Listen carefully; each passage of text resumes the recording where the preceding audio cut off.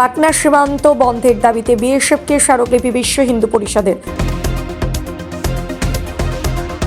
বাংলাদেশে সংখ্যালঘু হিন্দুদের উপর নির্যাতনের প্রতিবাদে রকনা সীমান্ত অবিলম্বে বন্ধের দাবিতে বিএসএফের কাছে স্মারকলিপি জমা দিল বিশ্ব হিন্দু পরিষদ ভিএইচপি এবং বিষয়টি ঊর্ধ্বতন কর্তৃপক্ষের কাছে পৌঁছে দেওয়ার আহ্বান জানিয়েছে।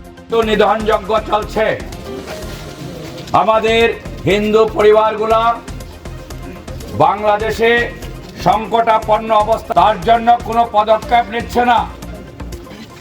ইতিমধ্যে অনেক হিন্দু ভাইকে মারপিট করে, হিন্দু বোনদের মারপিট করে, গাছে বেঁধে ফাঁসিতে ঝুলিয়ে দেহের মধ্যে আগুন জ্বালিয়ে দিয়েছে। এই সমস্ত ভিডিও আমরা সোশ্যাল মিডিয়ার মধ্যে আমরা দেখেছি।